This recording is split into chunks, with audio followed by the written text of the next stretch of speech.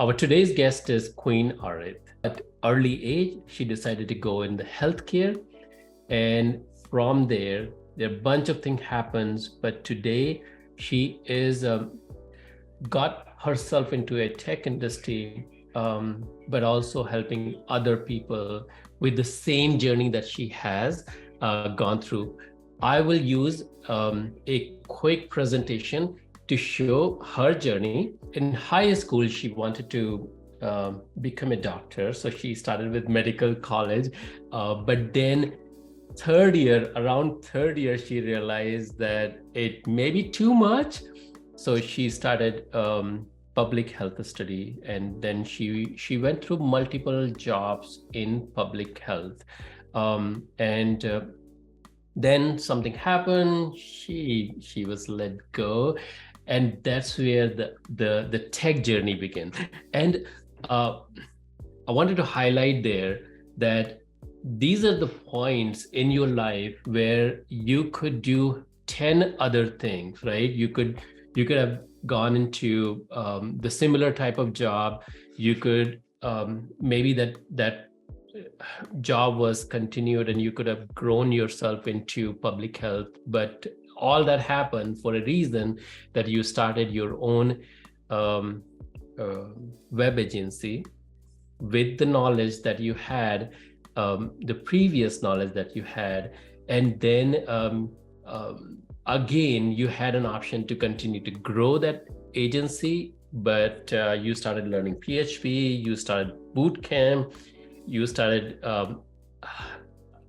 we will come back to this, that how you decided that the 6,000 is worth spending. And then we had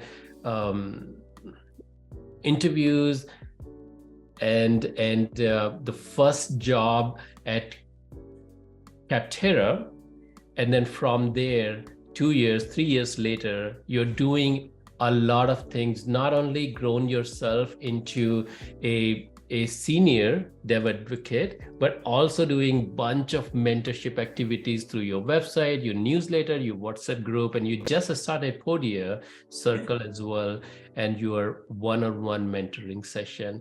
And then last but not least, you also have a community for women. So I felt that I could not explain it without a picture. So I wanted to create a big picture. It's really good. I'm like, wow, this is the timeline of my life. So before I ask you more, what I want to in this interview, that these are the point in your life where you was hustling. I will bring this down so I can match it to the timeline of the event. But this is the time when you was hustling, the point where you let go from the job to the point you got this Capterra position.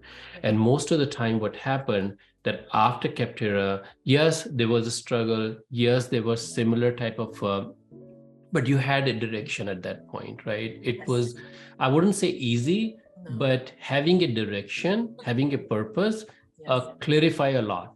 Yes. This is the time where you had, you was reinventing yourself, right? There was resilience around the 6 months of study, around this web agency, around figuring out when you couldn't find a job and you continues to.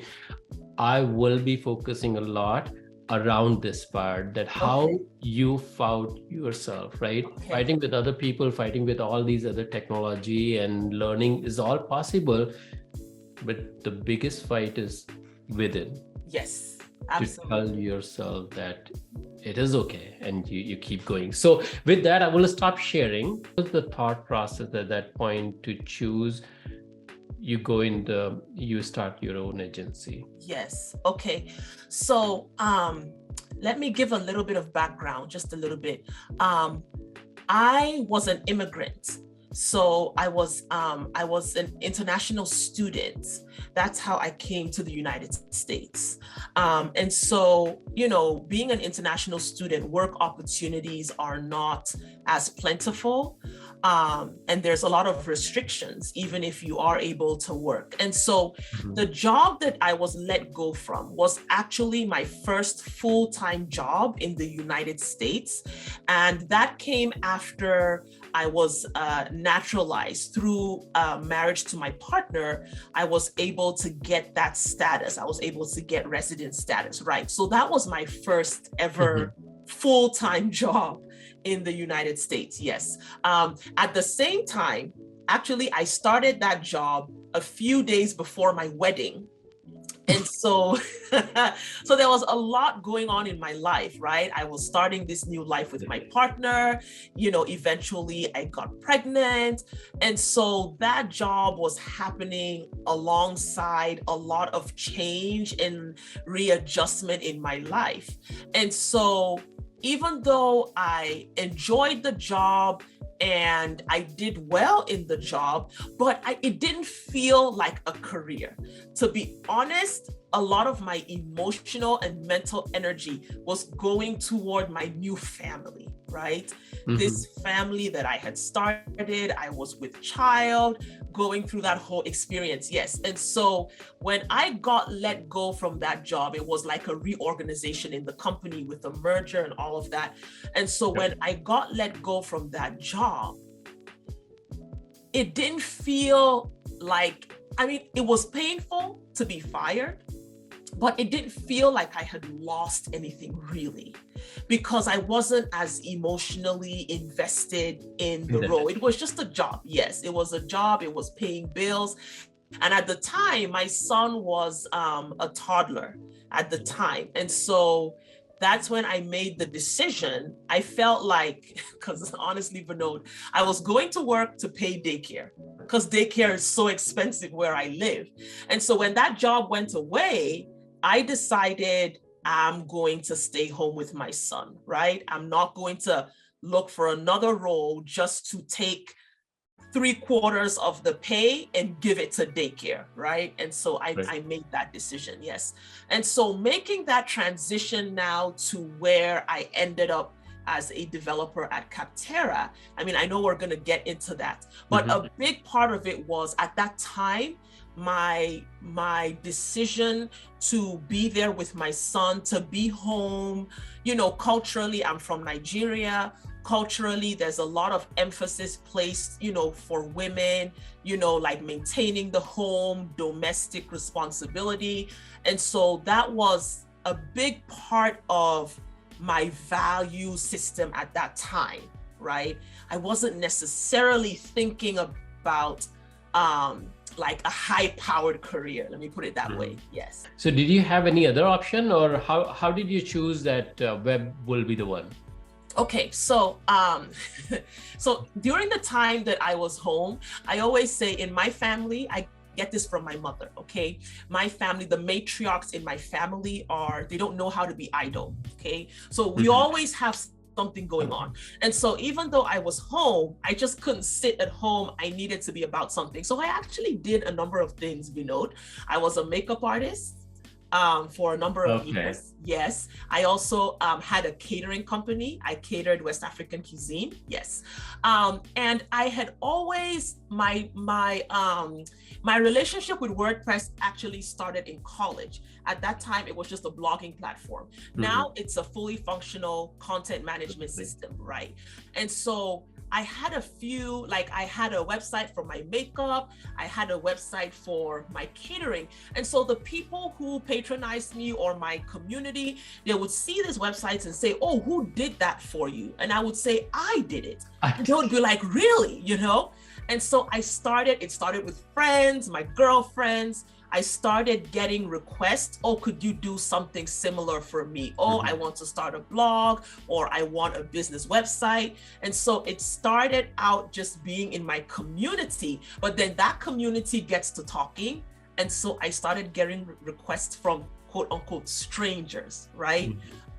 who had heard of my reputation building these very simple WordPress-based websites. Yep. And they wanted something for their needs. And so I actually did it in a very informal way for about a year or so before I then said, hey, because when I started getting like people who didn't know me personally, but they wanted me to build their websites. Now, these were like either solo entrepreneurs or small businesses or mom and pop shops and things like that. Now, these people they want a bill, they want a receipt. And I wasn't doing that with my friends, okay? Yeah, right. And so that's when in 2016, that's when I decided to actually establish an LLC, and I decided to legitimize, my web agency, because I wanted to be above board when it came to the business side, accounting,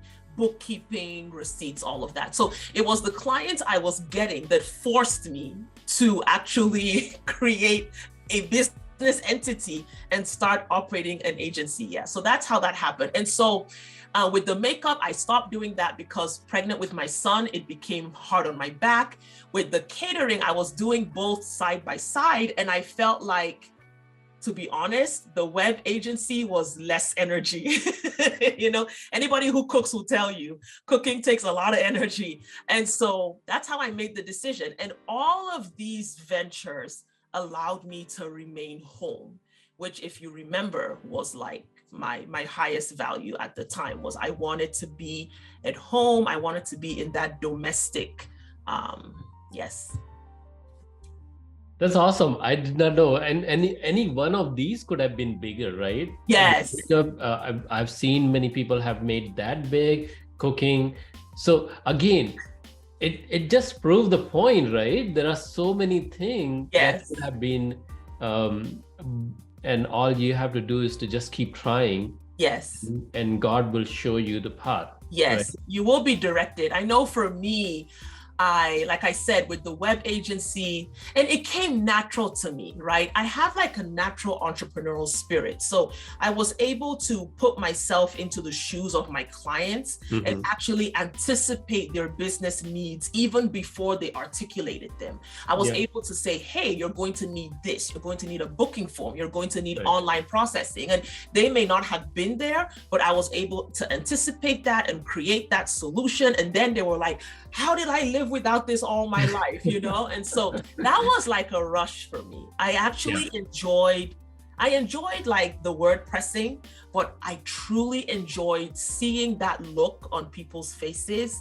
when they realize that now life is going to be easier because of something that I created. Yeah, that was the rush for me. Yeah. That was my experience too.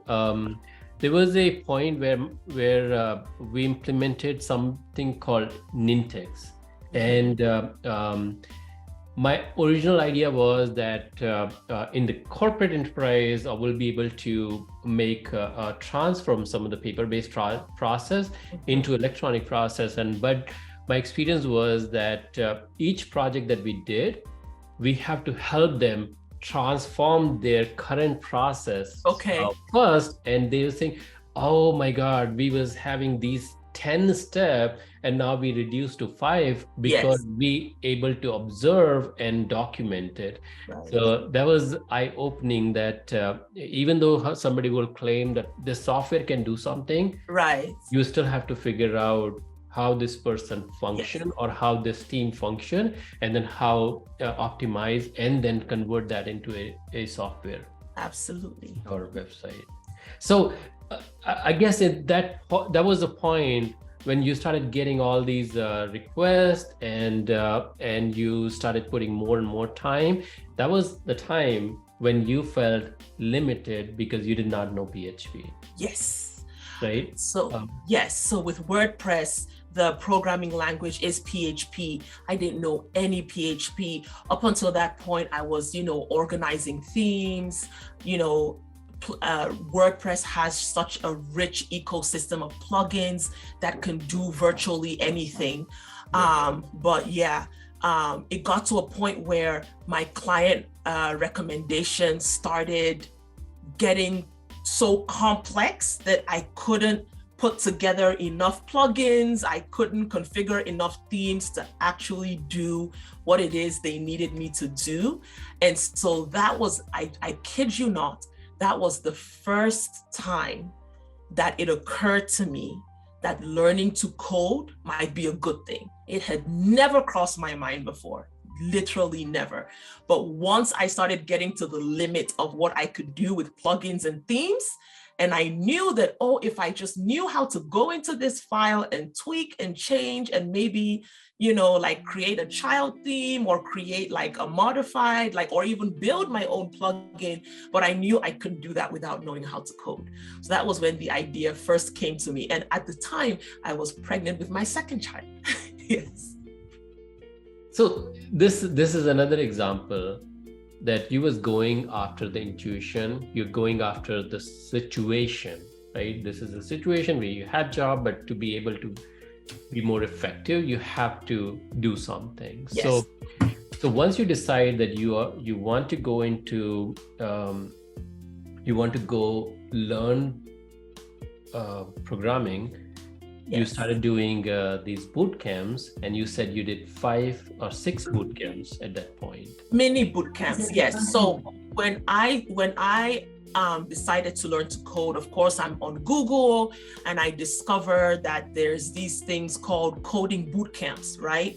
And I did my research, discovered how expensive a lot of them are.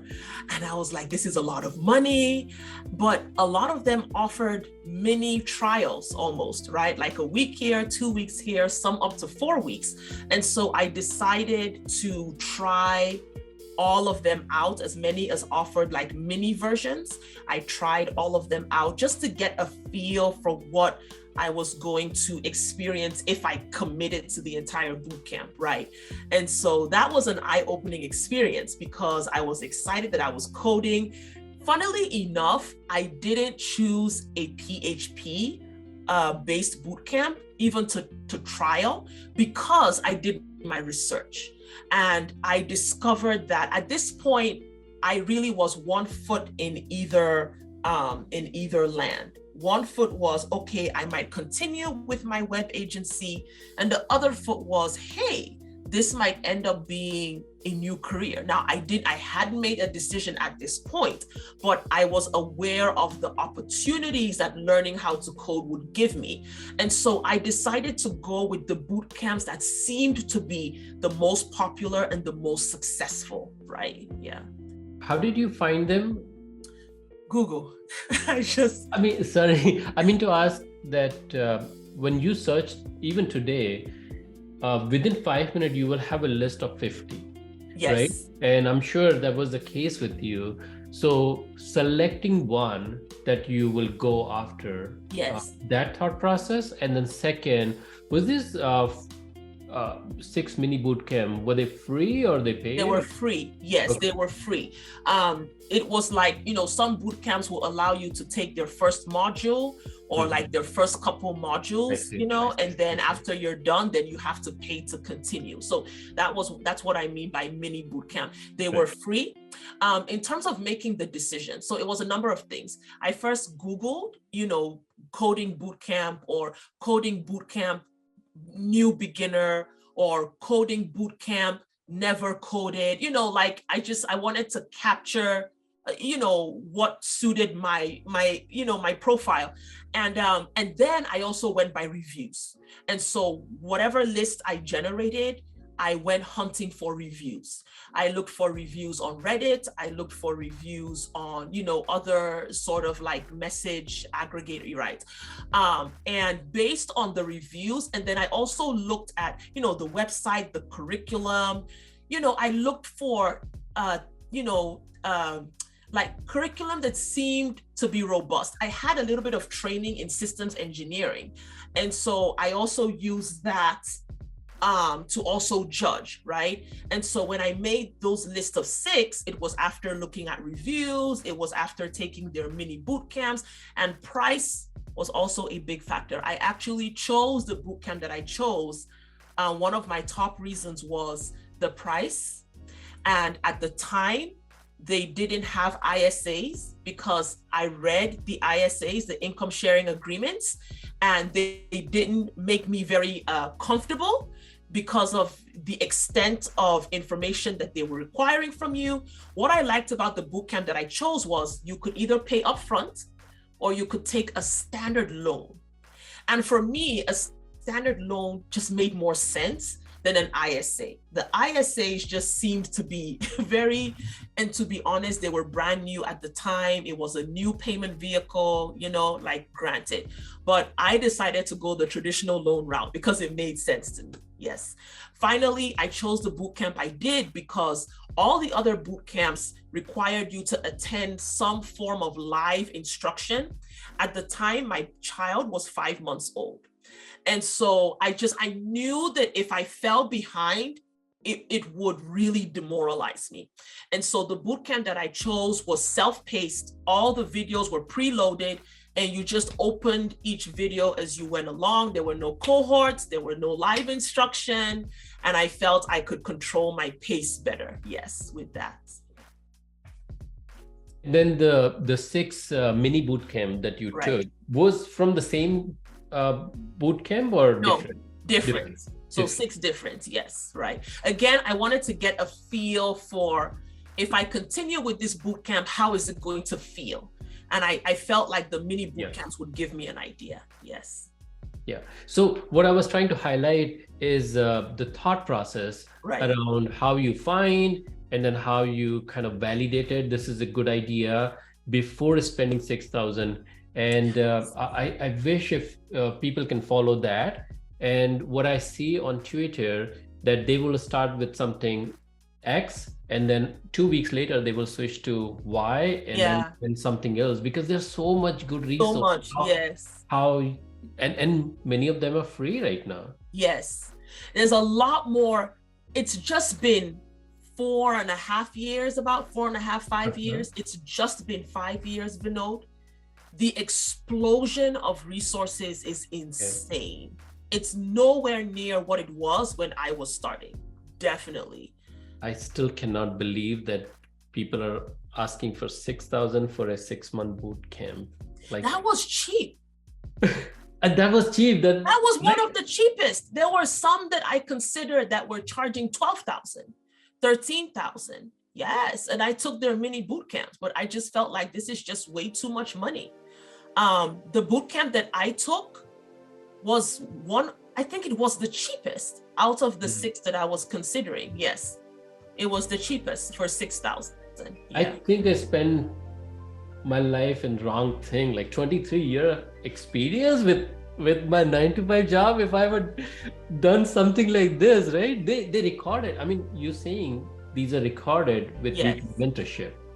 So there is still effort that they are making, but the full chunk is one time. Yes. And then they have support personnel. Right. So yes. Again, shout out to your mentor, Jeremy. Yes. Oh my, the one like influential factor in my story was my bootcamp mentor. Jeremy made me believe that I could do it. Everything else was telling me I couldn't. Everything else. I was exhausted. I was, just feeling like I don't belong here. These concepts are tough. I can't think like a computer.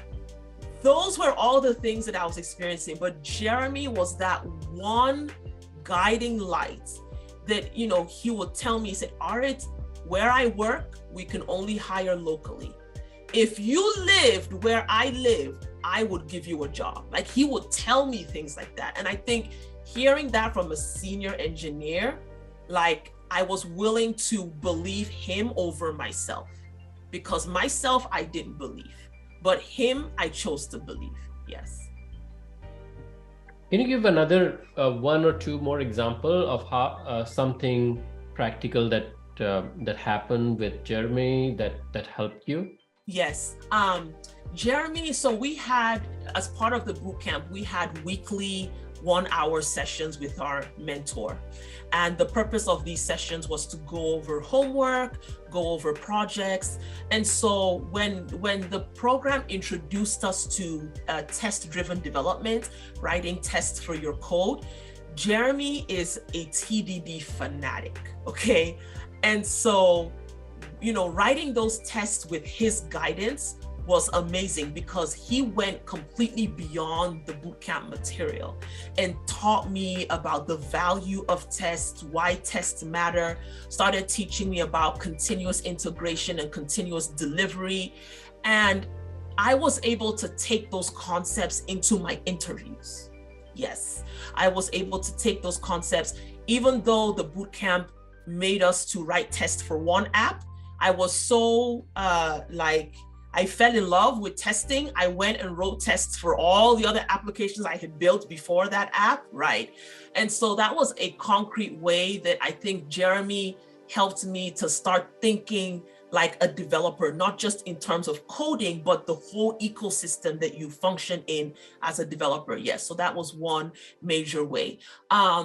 Another way that he helped me, so this was post bootcamp, right? I was in the job market, and he helped me sort of, create a framework for completing take homes, right? Because I would have 2 or 3 days for a take home challenge, and I would freeze for 2 of the 3 days. And then the last day, just try to, regurgitate something. And so because I was just so nervous and, at first glance, the challenge just seemed like way over my head. Yes. Jeremy was instrumental in teaching me how to break problems down. And so, we wouldn't work on the challenge because it was a challenge, but he would bring something else and say, okay, let's break this down together. How would you chop this up into little pieces? Okay, which piece do you feel more confident attacking first, right? And so that process of problem breakdown is, he taught me. And it was helpful because as I worked on my take homes, I was able to document my process. Jeremy taught me the power of documentation, documenting what you're doing, using comments in your code. I learned that from him. Yes. So. Did you also learn the work breakdown structure at that point? Sorry, say again? Work breakdown structure. Work breakdown, you mean in terms of coding work? Yes. So if you have a requirement, you're breaking it into listening, coding, testing, and then the features. Right. Yeah. To an extent. I mean, for the most part, take homes are not very extensive, right? But because I was being evaluated, the stress of being in the job search, process. Yes. And so he helped me through a lot of my anxiety and like freezing up. Yes. And he taught me how to, he would always say something, Arit, you don't have to have a solution at the beginning. There's a reason they've given you 3 days. He would always say that. There's a reason they've given you 2 days. There's a reason they've given you 3 days. They didn't give you 2 hours, right? So he would always tell me, release the pressure of thinking you have to know the answer at the beginning. It's a process, it's a whole like technique, right? And so it was good to have that coaching. Yes. So Arit, at that point, doing this for 6 months. Yes. How did you, couple of questions there. How did you focus? Okay. And how did you avoided other shiny object during Yes. How did you believe that you can finish it, whether it is 6 months or 8 months? And that's my North Star. I have to finish it by this time, or I mean, whatever time, right? But I have to do something every day to get to the finish line. How did... Okay, so there was a number of things. The first thing was I was already on hook for the money, okay? I was already on hook for the money. I had taken the loan, the school had gotten their money. I was now a debtor to the loan company. So that was very motivating, okay? Because in my mind, if I get to the end of this thing and I'm able to get a job as a developer, then paying that loan is not going to be as difficult as it would if I didn't make it to the end. Yes. So that was a huge motivator. Just knowing that I was on the hook for that loan, and I didn't want to suffer under it, right? Like I chose to suffer the boot camp than suffer, owing that money. So that was one aspect. The second thing was I actually enjoyed it, Vinod. Till today, I code to relax, if you can believe it. When I want to relax, I code. Like I enjoyed just the feeling that I'm building something, this thing is working, you fill out the form, things that I had gotten used to as a user. Now I was a producer. Now I was a creator of those things. That was exciting. I actually enjoyed the coursework, okay? I think the third thing was, I'm just very ambitious as a person. It's a character trait in me. It's hard for me to, if I'm gonna lie down and quit, I want to know that I did everything. During this 6-month period, I fell very sick for 10 days, and my daughter was sick at the same time. I was nursing her exclusively. And so she had no other, food source. I mean, there were just so many challenges at the time. In my sort of like my friendship network, Splunk as a technology was kind of picking up popularity, in my friendship groups. And, my friends would come and tell me how quote unquote easy it was. Oh, Arit, forget about that coding stuff.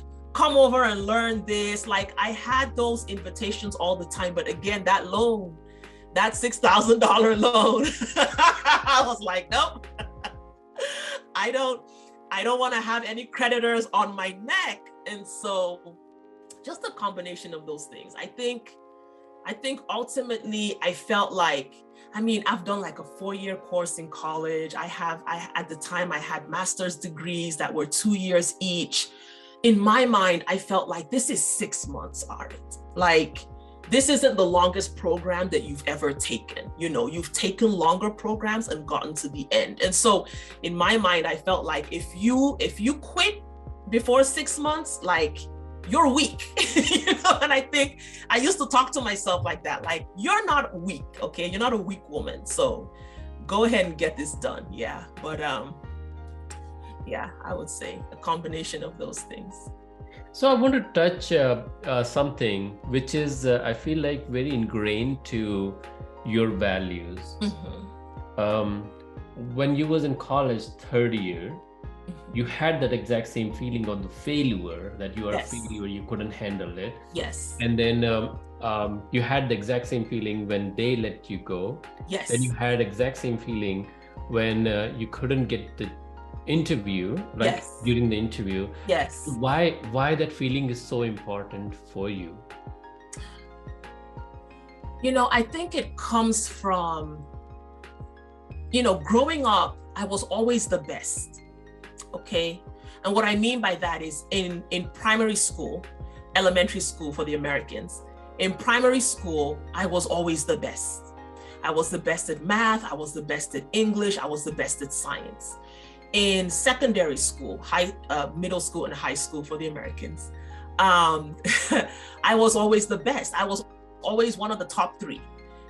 Like we had a running joke in my class that don't bother checking the top 3. It's always going to be the same 3 people. It's either Arit first and these 2 people are Arit second. I was always first, second, or third, And so when I got to college, Vinod, that was when I had my first taste of not being the best.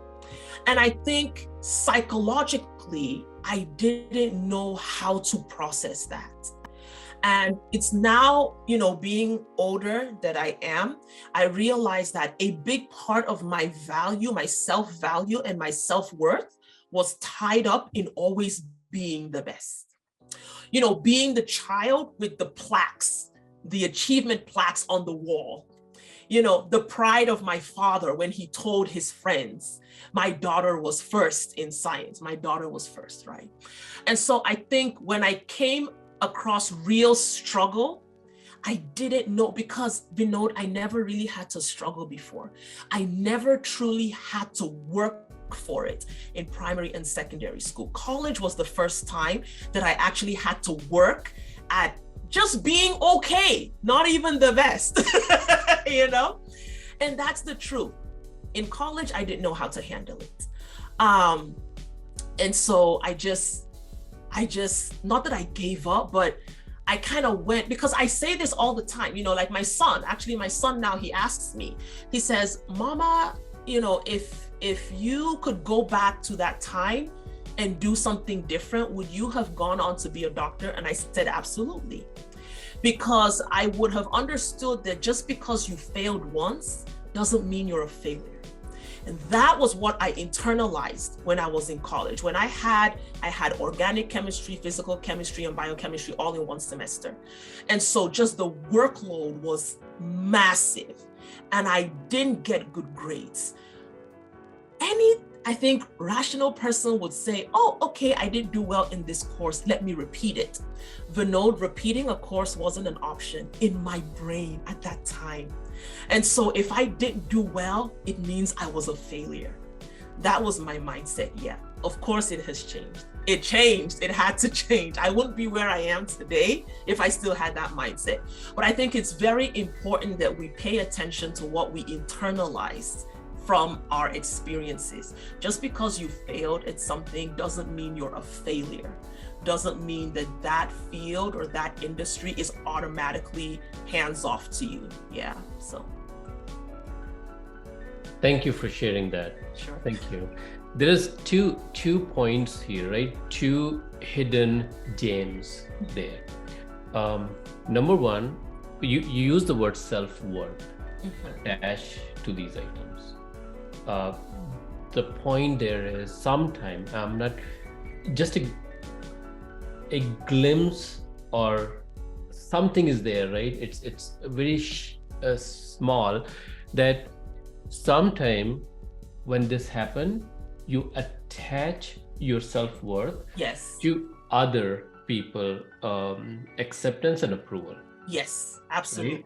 Right? And as you said, now on the other side, you don't need anybody's praise. You don't need anybody approval. You decide what you want to do, and you are the one who is validating, not other people. Yes. And I think we all go through that, right? Our school system is like that. Like you get the teacher approval. Yes. And your parents. When you come into the job, you start looking at your boss. Yes. And because he's the one who is giving you annual reviews. Yes. So you start. I mean, it's so natural for everyone to fall into this, but there is a time in life when you feel like, no, I don't need anybody's approval, and that's where our growth begins. Not everyone gets there, though. Not everyone gets there. I recently had a conversation with my son about this. He had, he's coding too. My son's JavaScript is better than mine, and so my journey inspired him. Go ahead. How old is he? He's 11. Yes, and his JavaScript is better than mine. I kid you not. And so he was coding this game, right? And he had completed it, and he asked me to check it out, and I checked it out, and he said, Mama, what do you think? And I said, what do you think? And he said, oh, I don't know. I want to get your feedback. And I said, before I give you feedback, I want you to grade yourself. I want you to evaluate yourself. What do you think about your work, And so I'm teaching him how never ever elevate what anyone says to the level of their approval of you. The maximum should be feedback, but you decide for yourself, am I happy with my work? If you are happy genuinely with your work, it shouldn't matter what anyone else says. And the converse is true. Even if people are praising you, if you yourself know that you're capable of more, be willing to hold on to that, right? Don't fall to a mediocre for you level just because outsiders say, oh, it's so wonderful. So it's something that I'm teaching my children now. Yeah. Absolutely. Good mom. Thank you. The second point there, second aspect of that is the time from the point where you let go Yes. to the point when you got this job. Yes. All the struggles and whatever happened, you may not remember each and every detail, Yeah. but if ever there is a situation, you won't be you won't even feel for a second that you won't get through it, right? Yes. Those are the moments that you give your lifelong strength. Yes. You know, one thing I always say, you know, I'm very open about my age. I'm going to be 42 next week. And the reason why I share my age, my first developer job, 38, wrote my first line of code, 37. The reason why I share my age so freely is because I really want people to know that there is no time limit on evolution. There is no time limit. And I think it's a waste of time to fixate on the time that you've passed, the time that you've quote unquote lost, right? You can accept it and you can embrace it, but don't fixate on it. Because when you fixate on the past, your present becomes a part of that past. You can't maximize your present if you're fixated on the past. You can't. Like, you have to pick one, okay? Either you're going to keep regretting your past or you're going to start maximizing your present. And the future doesn't belong to anybody. Doesn't belong to anybody, okay? And so those are the only 2 points that we own. We own our past and we own our present. But you can't be focused on both at the same time. It doesn't work. And so you're right. There was a lot of time I was let go from that job. I think it was 2013, I think. I was let go 2013, and I landed my first job in tech in 2019. So that was six years plus. Yes, 6 years. Mm-hmm. I started writing something and then I lost the Oh, that's okay. chain of thought. I wanted to ask you, moving to the last segment. Okay.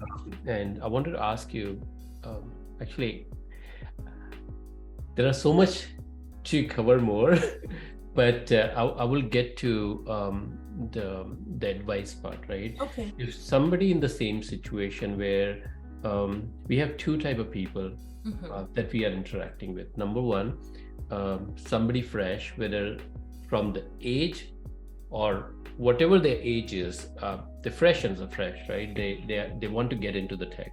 Right. What would be your advice to them? I think they should try to avoid being too prescriptive at the start. You know, one thing that happens, especially on social media, which I think is not a good thing, is people choose areas in tech based on what the influencers are saying. An influencer's life can never be your own. And so do yourself the favor of exploration. Even if you think you know, right? Be willing to doubt yourself just enough that even if you think you know what you want to do yourself the favor of exploring the different areas they are. We mentioned how many free courses that are available now. Take advantage of those free courses. Don't make any decisions in the beginning. Expose yourself to the material, expose yourself to the industry, and give your mind and give your soul the opportunity to experience what is available so that you can make a decision based on what resonates with you. It may be hard. Look, let me tell you, coding is hard. I still find coding hard, but coding resonates with me in a way that systems engineering just didn't do, in a way that, product just didn't, these are things that I dipped my toe in and they just didn't draw me like coding did. And I think people think that if something draws you, it needs to come easy to you. No, you can be drawn by the hardest thing you've ever done, okay? So it's not the ease of the material, but does it resonate with your being? Does it resonate with, is it something that you can choose to do? Like for me, I love watching television. I love watching TV. I love watching shows, but I can refuse a show if it means I get to code, okay? So That's what you want to do. Please do not make the mistake of being carried along by tech influencers. Don't do something because our developer says, oh, this is the hardest thing in town. It's hard to me. It may not be hard to you, right? So that's something that I see a lot of beginners doing. And then unfortunately, Vinod, they now may even go into paid resources, paid courses, paid.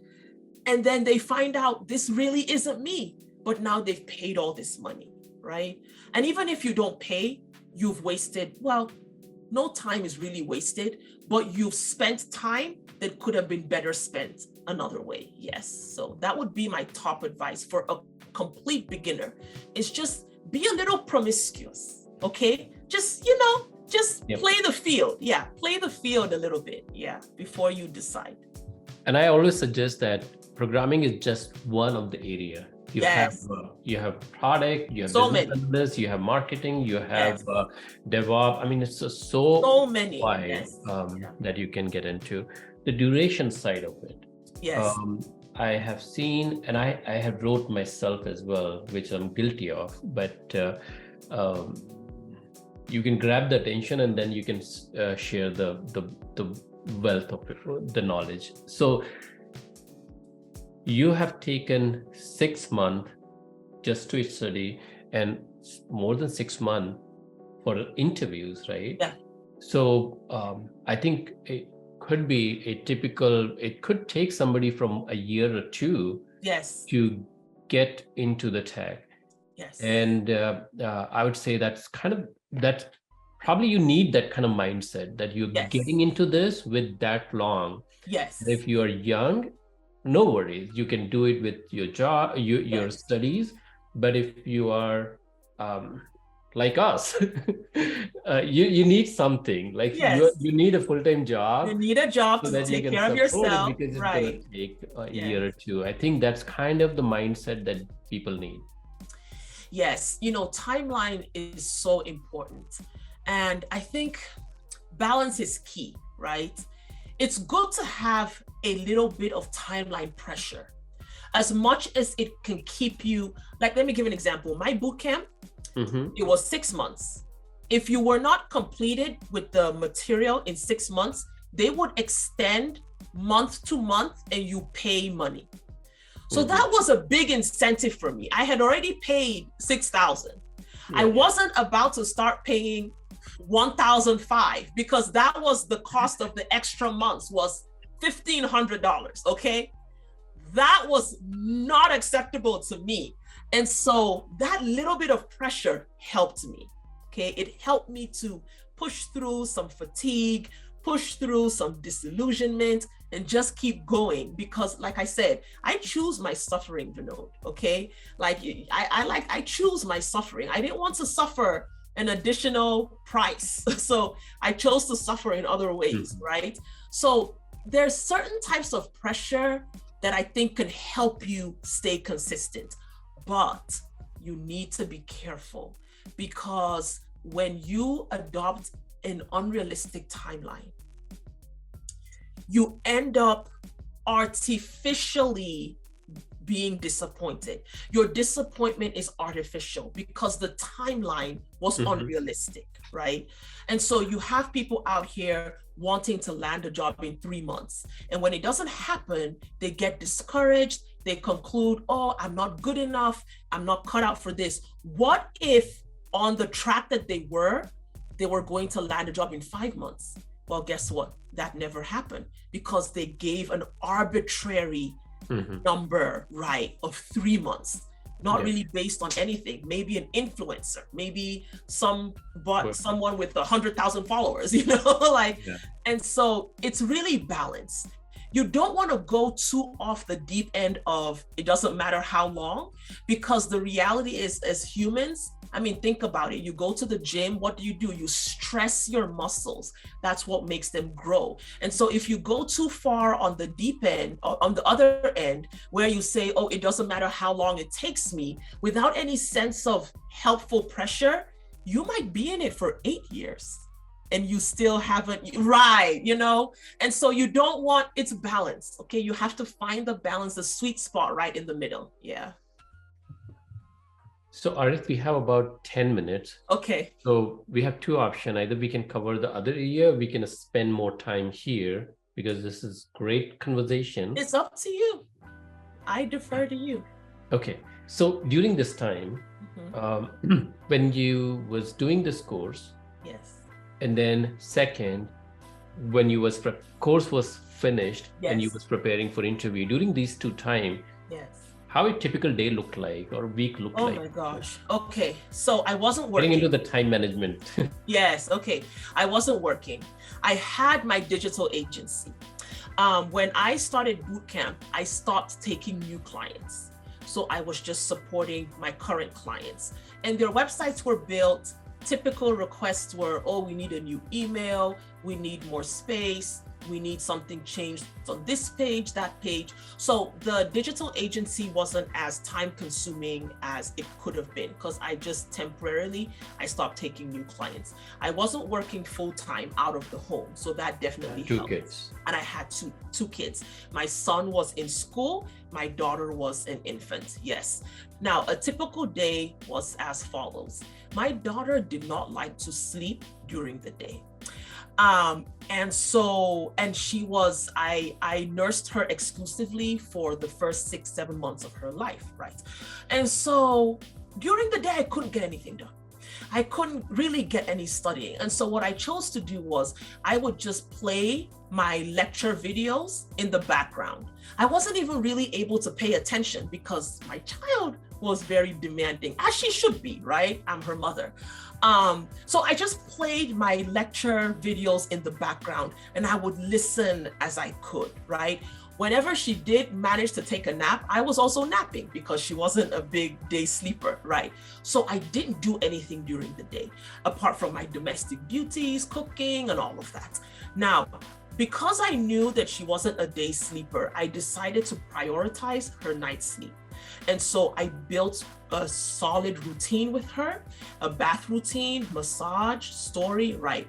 And so she consistently went to bed around 7 o'clock at night, and she would sleep till about 11:30, 12 midnight.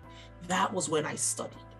And so I would study from 7, sometimes to 11:30, sometimes to midnight. That was when I studied. At this time, my son would be back from school. I would tell his father, both of y'all just, pretend I'm not here. Okay. That was what I did. That was how I studied. I studied like that from 7 to 11 or 12 midnight for 6 months, 7 days a week, Sundays included. That was what my boot camp required. That was what I required. Because in addition to going through the material, I had to do homework, I had to build projects, and then I had to do like my Google, stuff that didn't make sense. I had to Google, I had to teach myself, right? And so that was my schedule. Throughout the 6 months, that was my schedule. If I took a day off, it would be a Sunday. Those were very, very few, very few. I mentioned being sick. I was sick for 10 days. My daughter too, sick for 10 days. Even through those 10 days, I would study, not as many hours, maybe 2 or 3, but I would study. Yeah. That was my schedule. That was my schedule for the 6 months. Now, for job hunting, that was a little different. Well, before we go there. Okay. Before we go there. Okay. You said you like watching TV. Yes. How did you save that Zero. time? How did you control yourself? I wasn't watching any TV, Vinod. How? I just, because $6,000. That's how. It was always at the back of my mind. There has to be something. There has to be something because yes. For doing that for 6 days a week for Yes. 6 months, there has to be some drive inside. Yes. I'm naturally ambitious. I mean, it is a character trait of mine. I'm naturally ambitious. I wasn't watching TV, and it was painful because, I had friends telling me about the season that I wasn't watching. It was hard. I've told the story of I would go because my friendship circle, we would have girls' night twice a month. I didn't go for an entire year. I didn't go because it was that important to me. It was that important. I was going to get to the end of this thing, and I was going to be able to have skills that I could turn into money. You know, it was just, there was just no other way. Yes. Remarkable. I'm glad that I asked that question. All right. So during the interview time, it was a little different. So my daughter was a little older at this time, which was nice. And so my main challenges was when I had to go, because this was pre-COVID, when I had to go on sites, because it wasn't like now. Now everything is virtual, and some companies will do virtual up until the final round. But there were a lot of companies who wanted to see you in the middle rounds as well, not just the final, right? And so thankfully, I just have such an amazing friendship circle. You know, my friendship circle who either they work from home or they were, you know, homemakers like I was. You know, I was able to leave my daughter with them and go on my interviews because my partner, of course, I couldn't take her to his job, right? And so that was very helpful. Village, community is so important. Your village, your community, your tribe is so important. I know for me, I wouldn't be where I was. Now, a typical day was in the morning. I am most alert in the evenings, right? Like that's when my deep focused mind turns on, is in the evenings. And so I would structure and then I am highest energy, not necessarily deep focus, but energy, I'm highest in the morning. And so I would schedule my interviews, phone screen or whatever, I would schedule them for the morning. And then in the afternoon, that's when I'm lowest energy. I always have like a slump in the afternoon. And so in the afternoons, I would do applications. Now with applications, I had a Word document, Google Doc, where whenever I answered a question for an application, I put it in the Google Doc, and it helped me to build a reservoir. So I didn't have to come up with new stuff all the time. Depending on the application, I just copy paste, just change a little bit, copy paste, right? So I had like almost like a resource document, right? And so the afternoons were my applications. I put out 5, I put out 7, you know, and then in the evenings was 2 things. Either practicing my data structure algorithm, practicing, you know, my code solving skills, or doing take homes or coding challenges. Yes, I kept for the evening. Again, my daughter would be asleep. I could focus. Yes. and so I used the evening for those as well. Yeah. So that was my typical like job searching day. I didn't do that every day. I would do that maybe 3 or 4 times a week, right? Depending on if I had phone screens, if I had interviews. Yeah. But, that was my typical day. Yeah. Awesome. Thank you.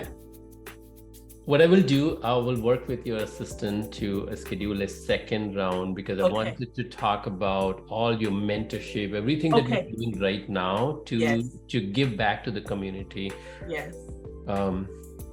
And I wanted to ask you if you want to share, a message to the audience. Let's start from there. And if you have a question for me, or if you want to answer something that I have not asked yet. Oh, no, that's fine.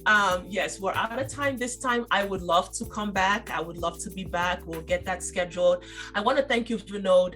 You've been such a wonderful supporter, and not just of me, but you're just such an enthusiastic part of the tech community. We've met on spaces. We've, kind of shared that space together. Thank you so much for everything you're doing for the tech community. It's clear that empowering people is a passion of yours. I resonate with that. So thank you for having me on your podcast, and thank you for everything that you're doing for people in tech. Thank you. Thank you for those kind words. So with that, thank you so much for being a guest on this. I think this will be an amazing episode with a lot of value for everyone to gain from. We cover the 2 areas, which is super helpful. Your journey, your thought process, your emotions during those tough times. Yes. Thank you so much. It was wonderful to be here. Thank you, Vinod. All right. Okay, bye-bye.